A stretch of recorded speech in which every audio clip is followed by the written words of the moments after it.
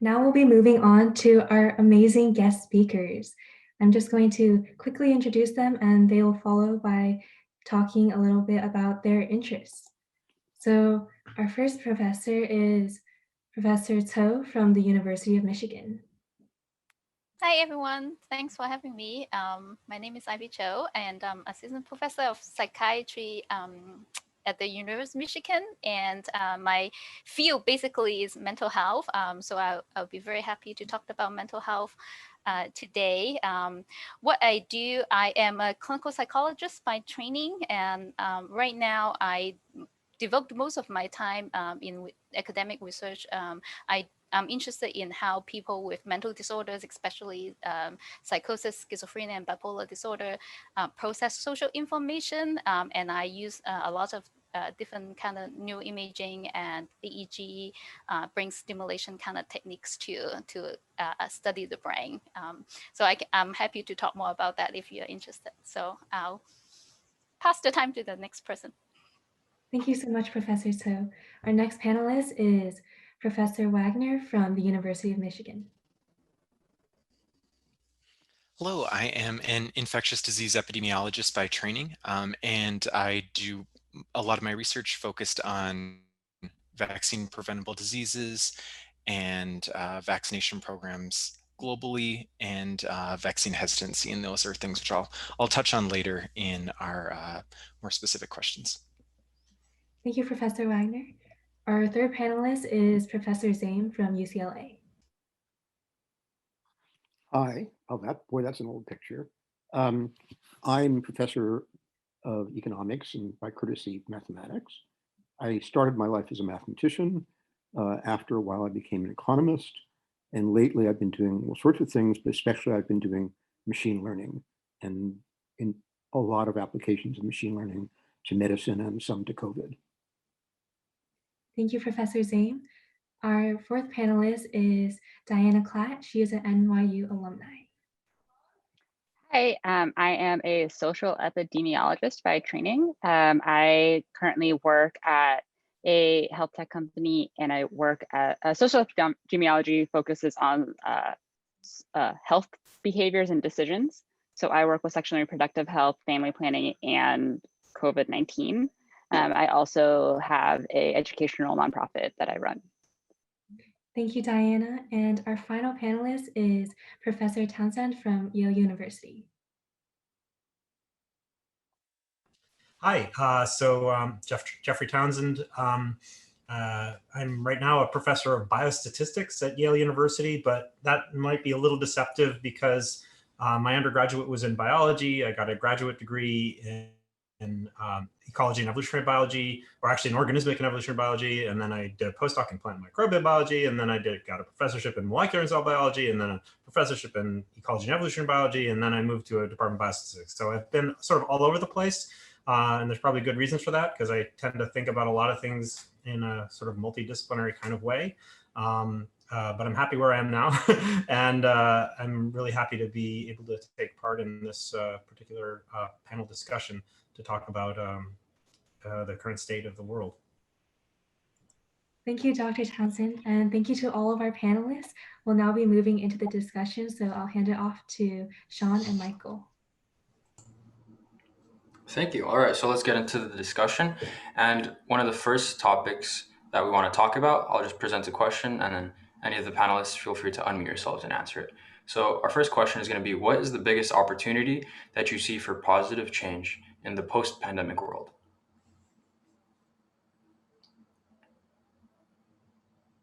I'm happy to start just so we don't have a long silence to start with here. And I'll just introduce it by saying that the Stanford economist Paul Romer once said that a crisis is a terrible thing to waste. This pandemic has been a huge crisis, but the one silver lining of crisis is that it often forces us to question our assumptions, and it opens our minds to answers that might have been outside our previous tolerance to risk. So I think there's a lot of opportunities for positive change coming out, despite all the difficulties that are obviously coming out of this. There are some in epidemiology, like everyone's a bit more conscious about washing your hands than you ever were before. Probably everyone's a little bit more conscious about disease transmission in close quarters.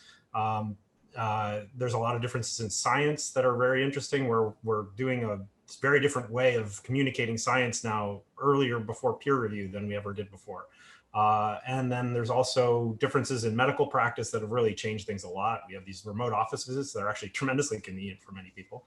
And in education, as you guys mentioned earlier, remote learning is sort of a very interesting situation where we've thrust ourselves into a kind of learning that no one has much experience with and may not be going all that well in all cases, but we're learning about some opportunities to use it in good ways.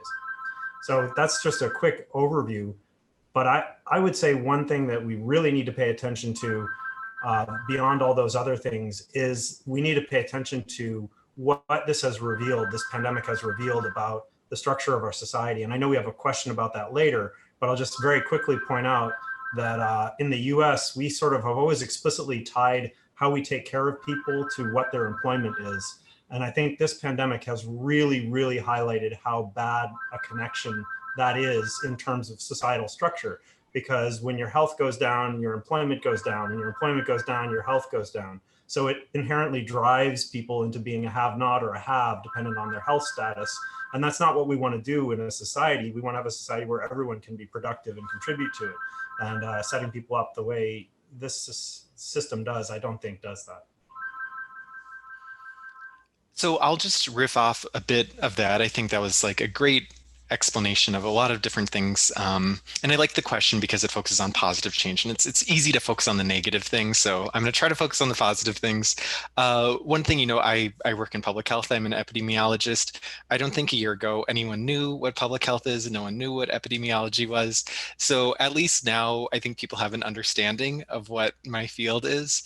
There are a lot of armchair epidemiologists that are now out there, but regardless, I think this pandemic has brought to the forefront, like what Professor Townsend was saying, it's brought to the forefront prevention. In the United States, we have a huge focus on like treating disease. Like we have great hospitals, assuming you have insurance, but we don't have like a super strong focus on how can we actually like prevent people from getting disease, or what can we do in our society to prevent transmission of the disease at large. And at least we're thinking about that a bit more now. So that's my 2 cents. I guess I can jump in. Similar point. One positive outcome coming out of this pandemic is that we now have more access to health and mental health because of telemedicine. Basically, right after the shutdown in mid-March, our health system, I think, is the same with all over the country, that we scramble to really provide telehealth. And it's something that we have been talking about for years, but nobody really have the time or really put things together to make that happen. But suddenly, after the shutdown, within 1 week, that was possible. All our psychiatry visits were turned into video visits. So that significantly increased the access to people, especially most people don't live very close to the main hospital or where they had the good access to psychiatrists and psychologists. So that was a main thing that I think it was very positive. I think another thing that might come out of this, which would be very positive, is the opportunity to learn from the experience of other countries. So I think that, for example, if you look at the distinction between what has happened in Denmark and what has happened in Sweden, that's actually very instructive. On the other hand, it's very easy, I think, and I think the newspapers, the media has done a very bad job of this. So there's been a lot of discussion in the media about opening schools, and that many European countries have opened schools. There was a picture at least in the online New York Times the other day, a couple of days ago, about a school in Germany where, I think it was in Germany, I'm not positive, where there were, 10-year-old kids at their desks working with the windows open and wearing jackets because, of course, with the windows open, it was sort of cold. And this was supposed to be an example of how a suggestion at least of how the US could open schools. But what wasn't commented on in the article was how few people there were in the room. That the normal class size is 20. And if they're splitting the classes, then there are only 10 people and 10 children in the room at one time. And so if the students are going to school half-time, one group, for example, in the morning and one group in the afternoon, then the class sizes are 10 instead of 20, or instead of United States, 40. One of the difficulties with opening the schools in the United States has been that the class sizes to begin with are extremely large, and there just isn't enough room to socially distance students in the classroom. And in particular, we see over and over again pictures of hallways between periods, and the hallways are just packed with people. And that's a breeding ground for transmission. That's very bad. And there are a lot of lessons we should have learned, which we haven't learned. I'll give you another example. So a friend of mine who is a US citizen and was in France at the time when France was closing down, but his family is here, came back, and he was one of the first people to come back after it was announced that travel of non-citizens from Europe was going to be banned. So that just tells you what the time period is. He waited in a mass of people to be screened at the airport at LAX for 5 hours. Now, there was absolutely no reason for that. If they were going to make people wait for 5 hours to be screened, they could have made them wait for 5 hours on the airplane.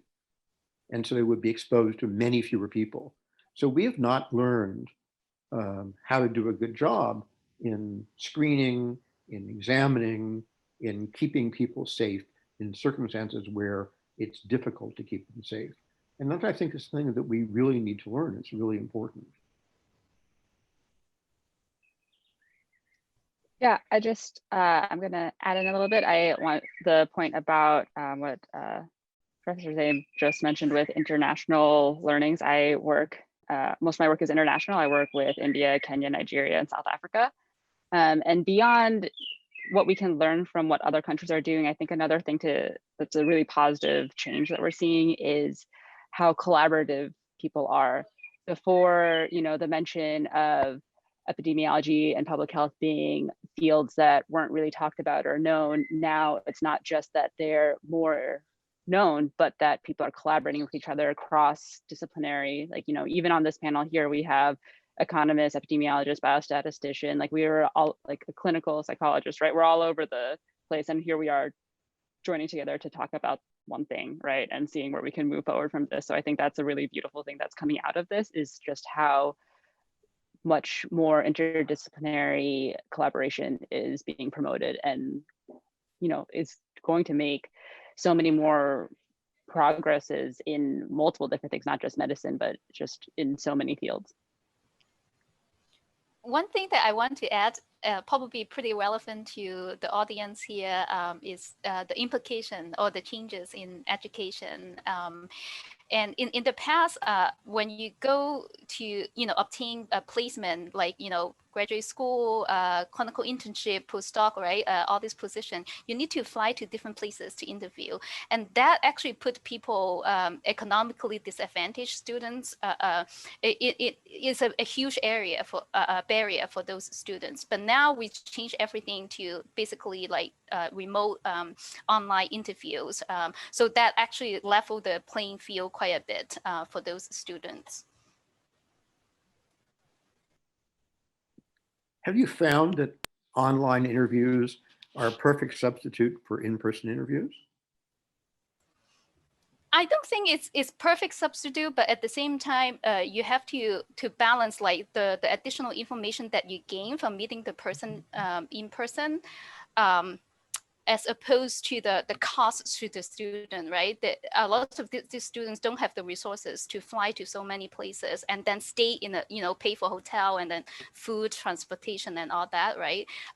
What you are subjecting them to, is it worth the while? As an educator, I think that we should pretty much stick to remote interview. I'll just comment that I'm also on the Board of Education for my local town. And we've had to hire an interim superintendent and a superintendent and a principal in the last year and a half. And the principal we hired in person, but the other two were both hired under this pandemic situation where we basically did everything by interview. And I have to say, I liked it a lot. It was because, I mean, frankly, like we had 8 people all trying to do the interview, right? And you can't get 8 people right face to face with one person for an interview, right? But when I asked a question for an interview, the person's face was really right there, right in front of me. And I can, most of what I'm doing is looking at their face and trying to understand their reactions. And having that visual is really important. Like I would have not been very happy if I'd had to do it by phone. But with the visual, I felt like there were many ways in which I benefited from that remote interviewing, and it's certainly made it logistically incredibly so much easier. It just is unbelievable, the savings in terms of arrangement and the convenience for all the interviewers as well as the interviewee. It was just so much higher with the remote interviews.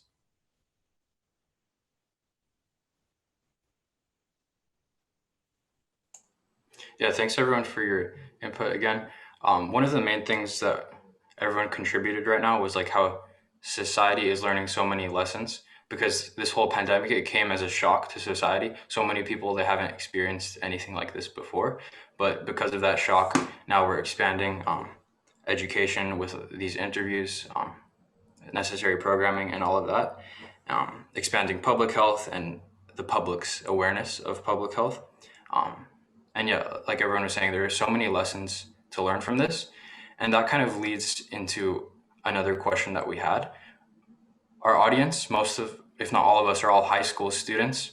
And we want to ask you, what do you think is the best way for us as high school students to make change happen? Just a general question. I think the most important thing for you to do is, well, this has two parts. The first is to be educated, to educate yourself about what's happening in the world. And the flip side of this is to learn to communicate to others what you've learned and help them to learn. Not that you should convince them to take your word for things, but you should convince people, or you should help to convince people, that there are reliable sources of information, and that they need to access these reliable sources of information, and to use some judgment about whether what they're learning or what information they're exposed to is credible or not. I have spent a little too much time on YouTube watching the conspiracy theorists, and it's really quite amazing that people will believe things that are obviously patently impossible or incredibly unlikely. They will believe them on the basis of very little evidence. And I think the answer is that they don't bring critical faculties to what they see. And I think that's very important. And it's very important to be able to speak to other people about critical faculties. As Daniel Moynihan said, you're entitled to your own opinion, but you're not entitled to your own facts. One of the things that happens in the conspiracy theory is that people think they're entitled to their own facts. They have alternative facts. Well, there really aren't alternative facts. The Earth is round, it's not flat. The Earth is not the center of the universe, etc. There really are facts. And it's very important to be able to distinguish facts from opinion or from non-facts, and to learn to do that. And I'll add on to that I think once you know what sort of sets of facts you want to work with in any area and have an idea of some direction that you need to go, I think there's my advice comes in 3 parts. Organize, organize, organize. I mean, it's great seeing this because this is just evidence of that already. So you're already part of the way there. There are pluses and minuses to the incredible tools of social media that have only really come to fruition in the last decade or so. But one plus is that they're incredible tools for social organization, for finding like-minded people and moving those people to rapid action in a short duration. And also, I would say that the younger generation, you guys understand these tools a lot better than many of people in older generations. It seems like the younger the generation is, the better they understand those tools. So this is a strength for you guys, and you should use it. Second, after organizing, you have to believe. And what I mean by believe is believe that you can make a difference. Maybe it's just your vote, or maybe you're reaching out to others. Maybe it's sort of only within your own home, or maybe it's your community. Maybe it's just a letter to the editor, or maybe it's comments to a group of 10 people that gathers and talks about what you want to do. But you have to expect others to care, and you have to believe that what you do makes a difference, and don't give in to cynicism. And then the last point is just to persist. The arc of change is rarely as fast as we like, but sometimes it is fast, and crises make it faster. So sometimes we need to take a step back before we can get 2 steps forward. But if you can, you should strike during a crisis like now, when the iron is hot. People are sort of willing to change their framework and have sort of paradigm shifts happen now. And so that's a good time to think about what you can do, and persist in your efforts to make the world a better place, no matter how, once the crisis is over, you need to keep going, even when people don't seem to be listening. So you just need to really persist on whatever dreams you have. Yeah, I would like to just like echo what Professor Townsend said, and also talk about how, it's really important, if you have really honestly any idea, to just go forward with it and see where you can go with it. So much can be done with such little resources. I mean, I personally started a nonprofit this year. I started earlier this year. I built it off of a podcast that I had been running for the past 2 years in public health. And I decided this year to launch it into an entire educational platform. And I could do this with the resources of just collaborating with other people, connecting with people online, and then pushing forward, because, there's a lot of information. This also goes with what Professor Zane was talking about, to educate yourself. It's really hard to get the education and like the correct information. So being able to find the right sources and people that are credible, right? And finding the core information you need to act on those ideas. But anything that you think about, you can find people all over the place to collaborate with and move forward with those ideas, and just grow really amazing things that can create all sorts of positive change in the world. Exactly. Like Professor Townsend said, we have a great tool right now that all of us are quite familiar with, social media, and that's a power that we can have to make change in society. But again, it has to be credible, factual, and everything that we try to do, we have to make sure it's reliable. Yeah. Does anybody have any other thoughts on this? I might ask Dr. So about something actually that I've sort of heard and know a little bit about, but I think is a really important principle. A lot of what we need to do to change is not about us going and nowadays it's not about building a house or something like that, although it could be. Much of it is about reaching out to other people and finding ways to communicate to them. And so one of the questions that I just wanted to ask is, I've heard a lot about this, like, how do you change someone's mind, right?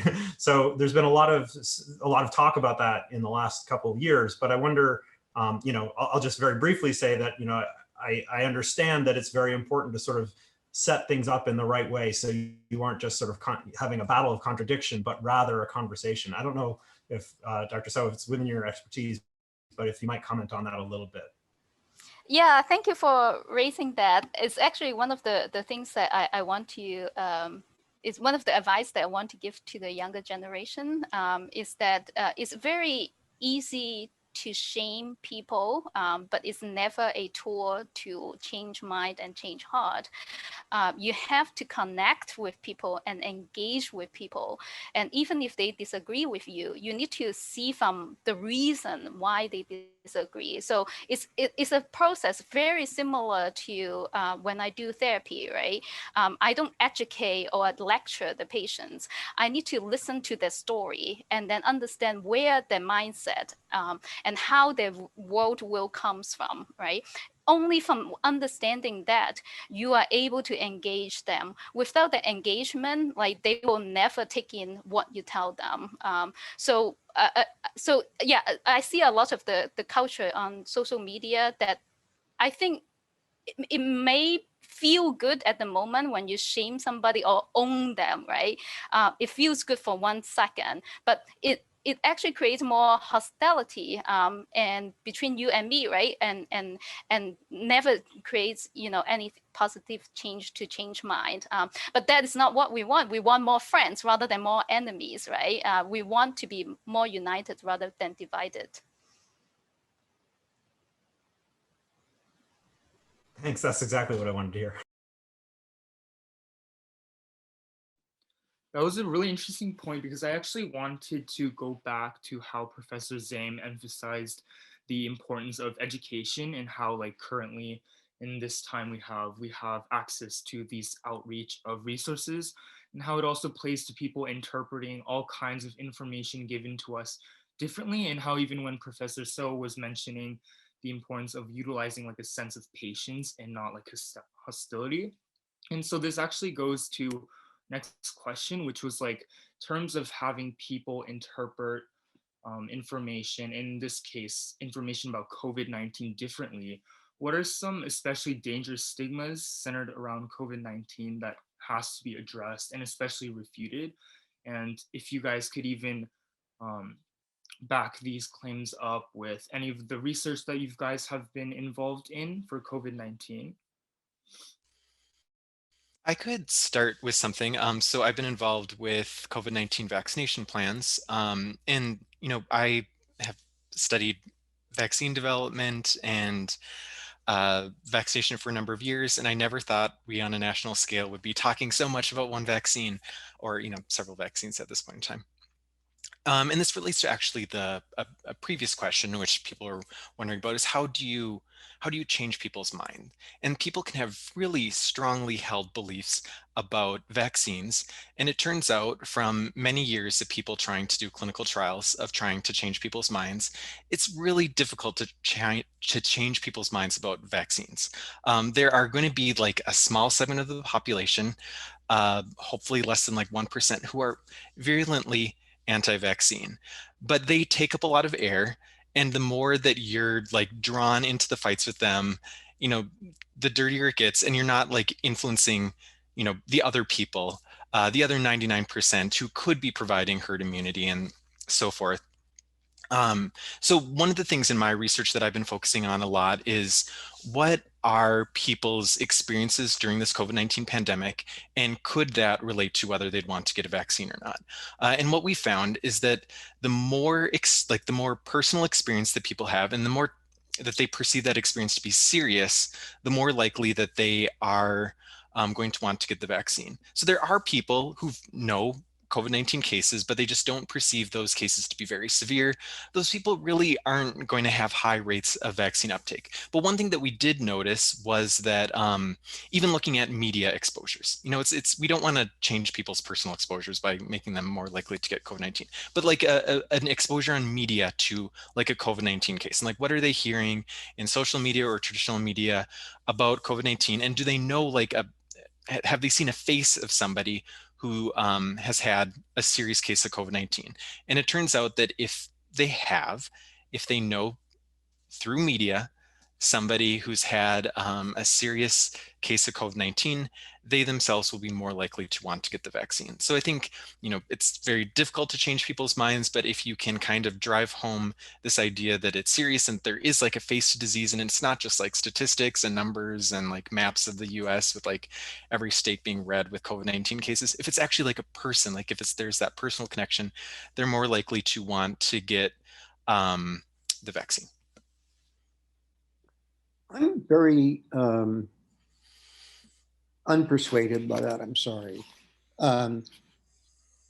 There was a long op-ed piece in the New York Times a couple of months ago written by a young Black nurse, female, who normally ran 3 to 5 miles a day, every day. She was exposed to the coronavirus. She got COVID. She was sick. She wasn't desperately sick. She was in the hospital, but I think she was only in the hospital to be tested and treated. And she was at home. And 6 weeks later, she couldn't walk for 20 minutes. This was someone who was running 3 to 5 miles a day every day. And this story was linked on the front page of the New York Times. And judging by the comments of people who've written in, people still believe that the consequences of COVID-19 are either you die or you get well in 2 weeks. Well, that's not true. This woman will probably, we hope, eventually get back to where she was before. But she's going to have 3 to 6 months at least. It's already been 6 weeks. She's going to have 3 to 6 months at least of being not exactly incapacitated, but very lethargic, very low energy, very low ability to function. My colleague who lives in London, who's in her late 40s, was sick, flu type sickness for 6 weeks with coronavirus. And we don't know what kind of consequences that will have for her for the long run. But even if the answer is none, being sick for 6 weeks is a real consequence. And I don't think that people, I mean, I think that one of the reasons that people don't get it is they're not told, but they don't seem to pay attention when they are told. I think that one of the problems is the way that COVID-19 is reported in the media. And by the way, it's not just American media, it's the media all over the world. What's reported is cases, hospitalizations, and deaths. Well, but there are a lot of things that are not hospitalizations or deaths where people have lost 6 weeks out of their lives. You know, a disease that takes 6 weeks out of your life is not nothing, even if at the end of that 6 weeks, you're fine. And there's a lot of indication that people who get quite sick are not going to be fine for the rest of their lives. And people think that vaccines, even if they're really 95% effective, are going to be a permanent solution. But we have no reason to believe that, because we have no reason to know whether vaccination will last. You know, the vaccination will prevent you from getting COVID-19 for years or for months or forever. You know, your measles vaccination that you get when you're a kid is pretty much permanent. The vaccination you get for tetanus lasts for a long time. You're supposed to get a booster every 5 to 10 years or whenever you have an incident. But the other coronavirus, the lessons from other coronaviruses don't suggest that exposure or vaccination are necessarily going to be permanent. You know, we get colds, some of which are caused by coronaviruses. The colds that are caused by coronaviruses appear to give us immunity from those viruses for a few months, but the next year we can get the same cold all over again. So it may be that the vaccines will work, they'll prevent you for a year, and then you'll have to be vaccinated again every year. That's not exactly a solution. And I think that people need to take that into account and be aware of it without being too frightened. Well, I think it's definitely part of the solution, but I agree that like vaccines are not going to be the be all end all. But I hope that, when the vaccine is available and it's available to the wider population, and it looks like at least for the next bit of time, it'll be for adults. I hope that the high school students in here, when you reach age of 18 and the vaccine is available, that you're able to get it. And I have confidence in its safety, but I agree that the effectiveness could be limited in its duration.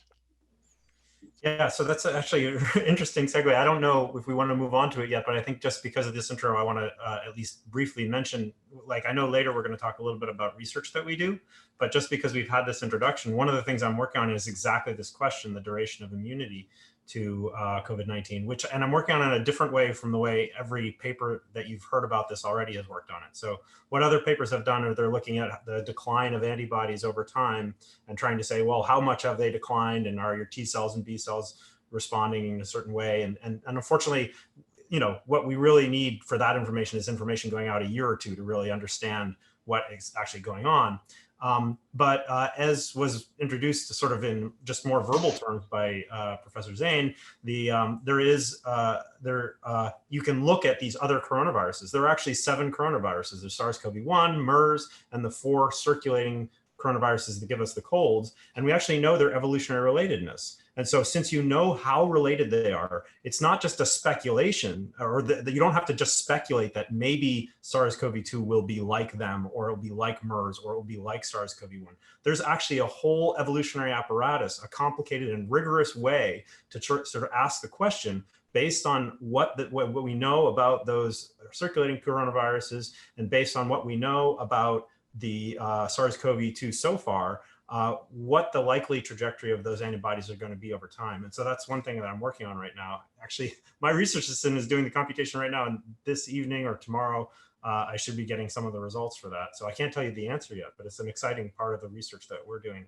Very excited to release that once we get the answer, because I think it'll be very highly predictive. And we can show it can be predictive by actually resampling, because we know this for the other diseases, and we can actually like do the prediction for the other diseases pretending we don't know them and see whether it works. And so far, when we've done that kind of analysis, it has worked.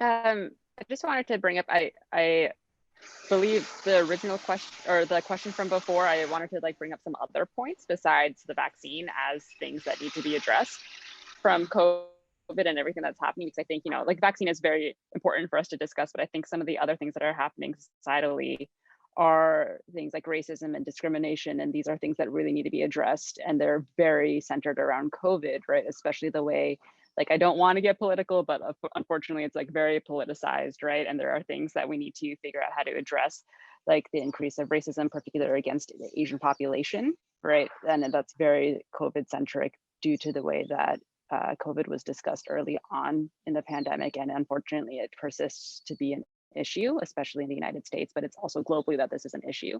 And there's also things around mask adherence, right? Like, as it's already been mentioned, like a vaccine isn't going to solve everything. We're still going to have some of these altered things that we need to address and be able to understand. There shouldn't be these stigmas that have been created around wearing masks, right? Because it's really something that you can do to help your whole society, your neighbor, you, like, it's not just for yourself. And then also, you know, this, like, the amount of hate crimes that are happening is just truly absurd, and displacing blame on a group of people is like, just, it's not going to let us move forward.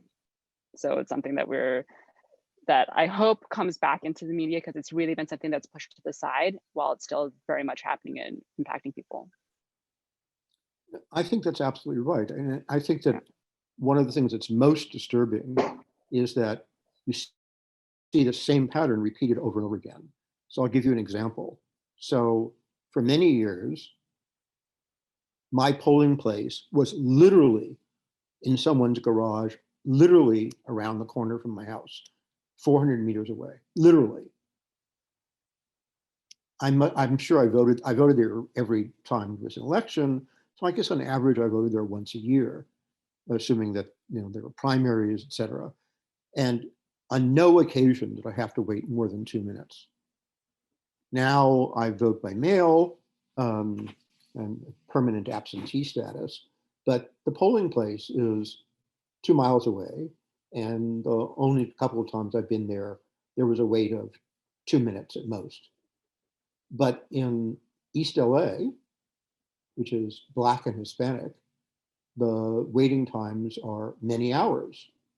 So the discrimination against Black people, Hispanic people, et cetera, is not new. This is just a repeat of what we've been seeing for many, many years. The distribution of resources is extremely unequal. I'm not talking about resources such as, well, we shouldn't give these people subsidies because they're not working hard. But this is opportunities to vote, opportunities to stay well, opportunities to be tested for the coronavirus, opportunities to get vaccines, et cetera. This is not a matter of that individuals have choices over. And I think that there's a tremendous amount of racism and classism in society. And I don't know that this is going to stop anytime soon. And I'm guessing not in the lifetime of most of the professors I hope in the lifetime of the students.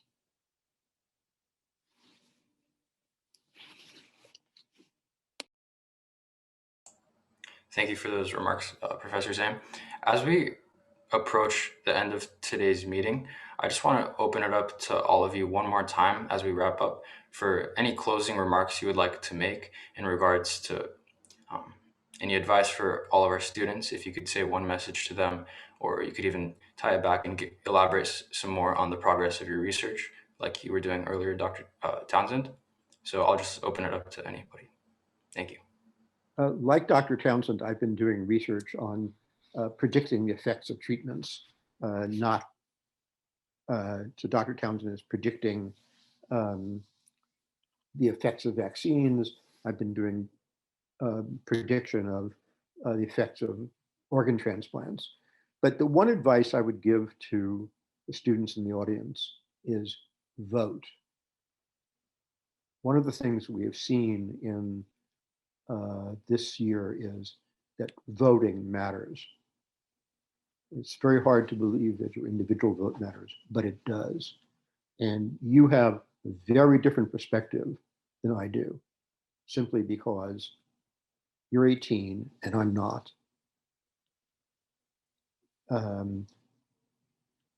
The weather has clearly, in Los Angeles, has clearly changed. Now, and in some ways it's changed for the better. It's 72 degrees and sunny outside in December. Normally it would be 50 degrees and raining. So this is global climate change. But the effects of global climate change are going to be a lot greater 50 years from now. And you're going to be alive 50 years from now to experience them. So your vote matters, your opinion matters, and you should be informed and you should vote. I was give an advice based on my own research. Take care of each other, take care of yourself. So I've done some international online survey about the mental health effect of COVID, at least in the initial phase of the pandemic. So what we found is that across like 4 countries that we studied, like South Korea, Hong Kong, the US, and France, like across the board, like all psychiatric symptoms that we measure, including depression, anxiety, stress, and psychosis risk symptoms, they all have been increased in all these regions regardless. Some regions are worse than others, like Hong Kong, because of the social unrest related to the political situation there. But still, every places is mental health has deteriorated. And additionally, we found that loneliness, actually subjective loneliness, rather than the social network size, can explain a lot of this increase in psychiatric symptoms of this general population that we surveyed. So the take-home message is that there will be a impending pandemic of mental health crisis very soon that we'll see across the globe. What we can do is to target loneliness, and what matters is the quality of interpersonal relationships rather than how many friends that you have. So the quality and being consistent and meaningful is what matters. So take care of the people around you.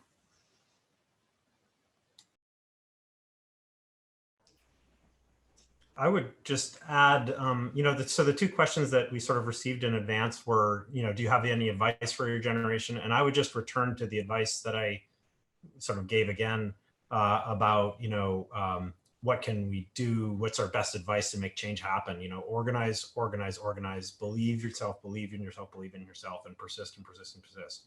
And then the second question was, how can we create change in our communities during quarantine? And I just want to say, you guys are already creating change. You are meeting, you are asking questions, you are deciding what the answers are, and you will act to change what needs to be changed. I have complete confidence in that. Just know your message, seek every venue for it, and do your best. And it's all that any of us do in what we do. We all have different vantage points where we're able to take on different things and propound our ideas or whatever we do.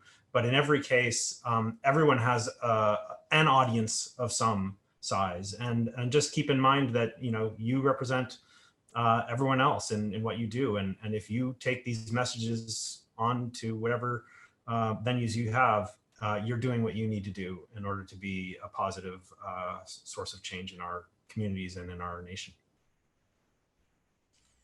That's great. And I'm just going to briefly summarize. I agree, being politically active and just voting, great. Be kind, be kind to yourself. Realize that this isn't the time that, if you're not being as productive as you were last year, if your grades are slipping a bit, that's okay. And I hope you realize it's always okay to reach out for help from your school teacher, to see a therapist. I've seen a therapist in the last year. I think we should normalize that. And since it's my research, when the vaccine's available to the wider population, get vaccinated.